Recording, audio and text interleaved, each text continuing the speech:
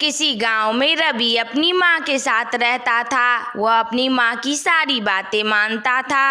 अब उसकी शादी की उम्र भी हो गई थी, इसलिए उसकी माँ उसके लिए अच्छी सी लड़की देख रही थी। एक दिन उनके घर उनकी पड़ोसन बिमला आती है। क्यों काकी, मैंने सुना है कि आप रवि के लिए एक अच्छी सी लड़की देख रहे हैं। हाँ बिमला, देख तो रही हूँ, पर अच्छी सी लड़की मिले तब ना। बिमला को पता था कि रवि की माँ बहुत लालची किस्म की औरत है। हाँ काकी, मैं एक परिवार को जानती हूँ, उसमें लड़की भी बहुत सुंदर पढ़ी लिखी है और वो लोग बहुत पैसे वाले हैं, बहुत सारे पैसे भी देंगे। पैसे वाले? कितना पैसा देंगे फिर भी बिमला? अगर तुझे पता है तो कुछ बता। काकी, वो लोग बहुत पैसे वाले हैं और बहुत ज्यादा ही पैसे देंगे। एक बार आप उनके घर रिश्तेदारी करके तो देखिए। ठीक है बिमला, मुझे मंजूर है, मैं शादी के लिए तैयार हूँ। मैं रवि से बात कर लूंगी, मैं उसे मना लूंगी, वह मेरी बात कभी नहीं टालता है। फिर क्या था, कुछ दिन के बाद राधा की शादी रवि के साथ हो जाती है। राधा, अभी अभी तुम इस घर में नहीं आई हो, तुम्हें यहाँ का तौर तरीका नहीं पता है, इसलिए मैं तुम्हें बता दे रहा हूँ कि इस घर में बस मेरी माँ का राज चलता है। वह जो कहेगी तुम्हें वही करना होगा, उसका ही हुक्म बस इस घर में चलता है। ठीक है, जो माँ जी कहेगी मैं वैसा ही करूँगी। तभी उधर से रवि की माँ आ जाती है। मुझे तो वह बिमला कह रही थी कि उतने पैसे वाले हैं, पर दहेज में लाई क्या? तो बस थोड़ा सा सामान, पैसे क्यों नहीं दिए तेरे बाप ने? पैसे? इसकी तो कोई बात ही नहीं हुई थी मम्मी जी, आपने तो पहले मांगा ही नहीं था। वैसे भी मेरे पापा को ये सब नहीं पता था कि आपको पैसे भी चाहिए होगा। उन्होंने पैसे के बदले इतना सारा सामान ही दे दिया।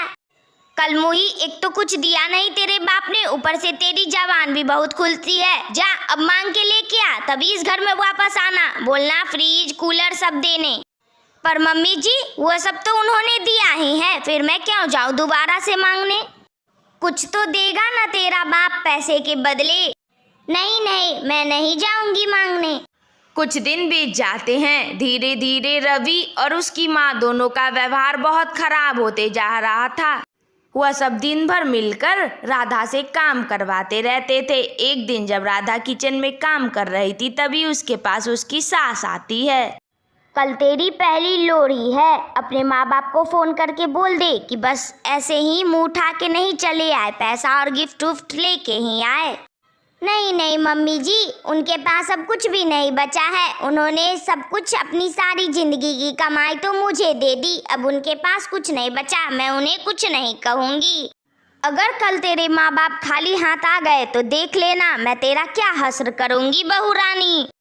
राधा बहुत दुखी हो जाती है और सोचने लगती है कि आखिर उसके माँ पापा अब इतने पैसे लाएंगे कहाँ से। उनके पास जो भी था वह तो उन्होंने दहेज में सामान दे दिया था। राधा के माँ बाप खाली हाथ आए, इसलिए रवि और उसकी माँ दोनों मिलकर उसे बहुत पीटे, जिसके कारण उसकी मौत हो गई। मरने के बाद वह बहुत भयंकर चुड़ैल बन गई। पैसे की लालच में तुम लोगों ने मुझे मार डाला। मैं नहीं छोड़ूंगी तुम लोगों को, कभी चैन से नहीं जीने दूंगी। तुम दोनों को भी मैं मार डालूंगी। इतना कुछ मैं दहेज में लाई थी, फिर भी तुम लोगों ने मुझे मार डाला। क्या क्या नहीं दिया मेरे माँ बाप ने, फिर भी तुमने मुझे मार ही डाला। कुछ दिन बीत जाते हैं। रवि और उसकी माँ दोनों टीवी देख रहे थे, तभी वहाँ पर चुड़ैलनी आ जाती है। हाँ, राधा चुड़ैल। मुझे मारकर तुम लोग इतने सुकून से कैसे जी सकते हो? मैं भी तो अब अपना बदला लूंगी। दूसरे को दुखी देकर कोई भी खुश कैसे रह सकता है? हाँ।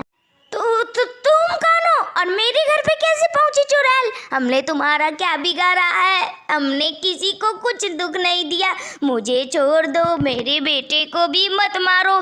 बचाओ, कोई तो बचाओ इस चुड़ैल से। मुझे छोड़ दो चुड़ैल। अरे मम्मी जी, इतनी जल्दी आप अपनी बहू को कैसे भूल सकते हैं? वह भी उस बहू को जिसे आपने दहेज के लालच में मार डाला।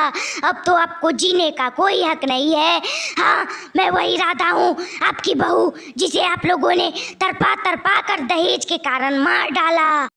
राधा माफ कर दो मुझे और मेरी माँ को भी माफ कर दो। अरे तुम चुड़ैल बन गई, हम लोगों से बहुत बड़ी गलती हो गई राधा, हमने तुम्हें गलती से मार डाला, माफ कर दो। ये पैसा वैसा कुछ नहीं होता, ये दहेज भी तुम क्यों लाई थी, मुझे माफ कर दो राधा।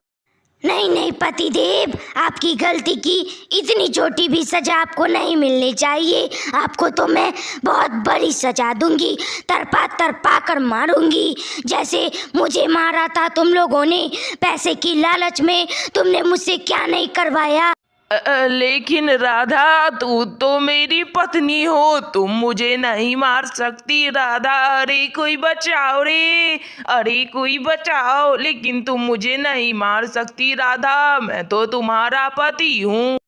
पति? मेरा पति तो उस दिन ही मर गया था जिस दिन पैसे की लालच में उसने मुझे मारा था। अब तो तुम मेरे कुछ भी नहीं लगते, मैं तो तुम लोगों को मारकर अपना बदला पूरा करूंगी।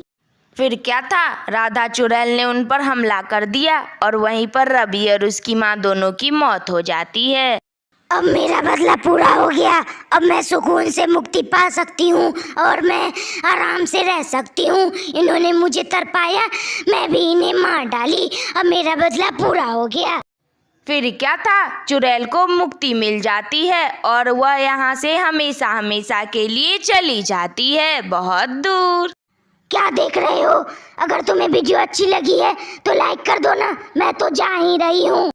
तो बच्चों, तुम्हें कैसी लगी यह वीडियो? अगर अच्छी लगी हो तो लाइक करो, शेयर करो, कमेंट करो और हाँ, सब्सक्राइब भी कर लेना। कार्टून वाली दीदी तुम्हें रोज नई नई कहानी सुनाया करेगी। Thank you. अपना बहुत सारा ख्याल रखना, फिर मिलेंगे अगली वीडियो में।